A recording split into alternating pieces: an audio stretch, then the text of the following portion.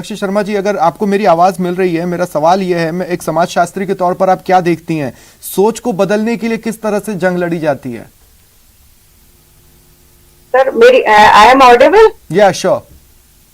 हाँ सर, समाज को बदलने के लिए एज ए समाजशास्त्री मैं ये कहना चाहूंगी कि हमारी जो परवरिश होती है उसमें हमेशा से ही पुरुष को हमेशा से ही प्रायोरिटी पर रखा जाता है, तो वो अपनी एक सोच डेवलप कर लेता है और उस सोच में घूंघट हमेशा से ही, अगर उत्तरी भारत को जैसे देखें, यूं अगर देखा जाए तो पुराने शास्त्रों में हमारे कहीं पर भी किसी भी ग्रंथ में, चाहे हमारे धार्मिक शास्त्रों कहीं पर भी घूंघट का चलन है ही नहीं। चाहे शकुंतला हो, चाहे सीता का उदाहरण लें, चाहे आप द्रौपदी का उदाहरण लें, कहीं पर भी घूंघट प्रथा नहीं दिखाई देती। ये आपने को मध्यकालीन भारत में जिस समय बाहर के आक्रमणकारी आए थे, उस समय उन लोगों ने जो है उसको सुरक्षा की दृष्टि से ये घूंघट की पर्दा प्रथा को चालू तो किया मैडम, कच्ची गया। मिट्टी को तो देखिए, कच्ची मिट्टी को तो कुछ ना कुछ कर कर किसी रूप में गढ़ा जा सकता है, लेकिन जिसका रूप ही गढ़ गया हो उसको बदलना हो तो क्या करें?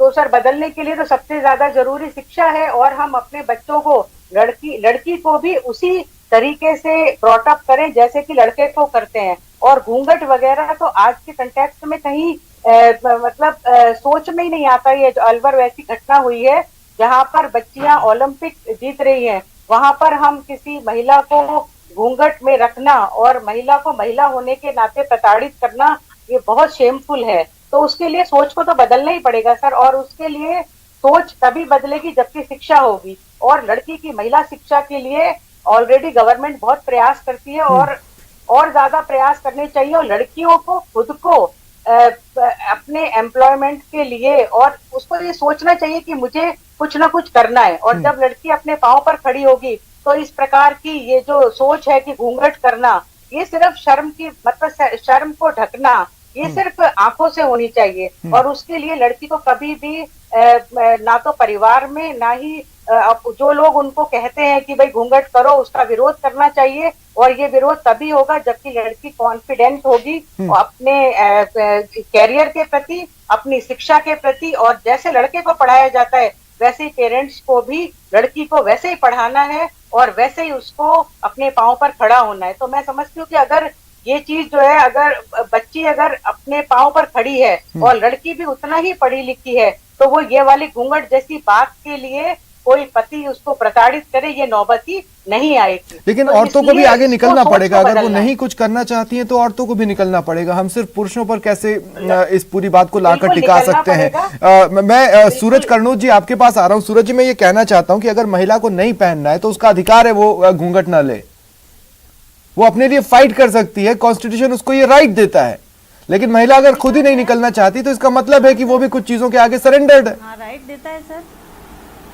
हाँ, वो महिलाओं की प्रॉब्लम है सर, वो महिलाओं को ही चेंज होना पड़ेगा। सबसे बड़ी, जैसे कि पूनम जी ने कहा, एजुकेशन की कमी। तो जब एजुकेशन ही नहीं है तो उनको पता ही नहीं है कि भाई समाज कितना आगे बढ़ा है या कुछ। अभी जैसे मैं काम कर रही हूँ तो मैं घर में जैसे घूंघट निकाल लेती हूँ, लेकिन फिर बाहर तो मेरा घूंघट नहीं चलता। तो ये बस एजुकेशन की कमी है, और तो क्या। अब घर में भी जैसे अगर मान लीजिए कुछ काम करना है, मान लीजिए कि आप किचन में ही काम कर रहे हैं या कोई भी महिला किचन में काम कर रही है, उनकी सास उनके साथ खड़ी है, अब वो वहां पर अगर घूंघट निकालती हैं तो वो किस हद तक कंफर्टेबल हो सकती है खाना बनाने में? ये तो दुर्घटना को बुलावा देना हुआ। और अगर दुर्घटना को वो बुलावा नहीं दे रही है तो घूंघट ले लेती है, घूंघट हटा देती है, तो हो सकता है पति आकर हत्या कर दे किसी की। नहीं सर, ऐसा नहीं होता अभी।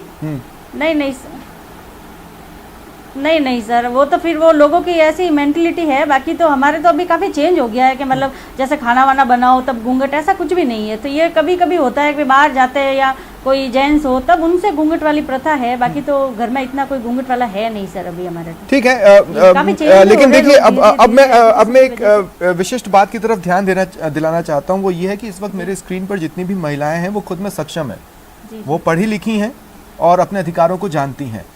नितिशा जी, आज जो घटना आई है, मैं ये भी साफ कर दूं कि वो रेयर ऑफ द रेयरेस्ट तो है नहीं, और ऐसा नहीं है कि वो रेयर है।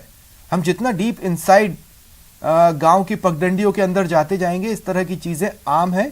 हो सकता है वो खबरों में न आ पाती हो, लेकिन जब हम ओलंपिक्स में महिलाओं के प्रदर्शन की बात कर रहे हैं, इमेजिन कर देखिए कि कोई महिला अपना फाइनल का मैच खेल रही है, गोल्ड मेडल के लिए फाइट कर रही है, और उसके ससुर या सास वहां पर ऑडियंस में आ जाए और उसको मजबूरी में घूंघट लेना पड़ जाए, तो क्या उसको बैडमिंटन में शटल दिखाई देगी?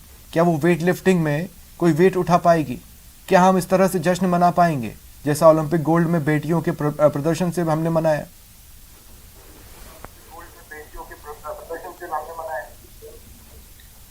सबरी जी, सबसे पहले तो मैं, जैसे कि सभी महिलाएं हमारे साथ जो जुड़ी हुई हैं, वो यही कह रही हैं कि अवेयरनेस इज वेरी इंपॉर्टेंट।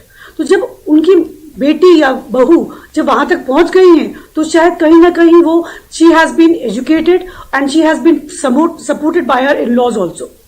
तो जब हम बात करते हैं कि किसी बेटी को हम लोग ससुराल भेजते हैं, तो हम कहते हैं उसको बेटी का ही मान सम्मान दर्जा मिलना चाहिए। तो वही बात बार बार आती है कि मेल शॉविनिस्टिक सोसाइटी में अगर हम लोग जी रहे हैं, तो still we have to come out of it. और बिहेवियर चेंज लाना बहुत जरूरी है, आपसी समझ लाना बहुत जरूरी है। और समाज में खाली अगर हम बात करें कि ये कुरीतियां हैं, या फिर हम बात करें कि इस तरीके से हम किस तरीके से इसको सोच को खत्म कर सकते हैं, उसके लिए हमें शुरुआत हमें घर से ही करनी पड़ेगी। तो समाज में जब तक हम एक आदर्श के तौर पे, एक एग्जाम्पल के तौर पे हम सेट नहीं करेंगे, तो शायद हमारी ही कमजोरी है। जैसे कि हमने कहा कि महिलाओं को आगे आना पड़ेगा।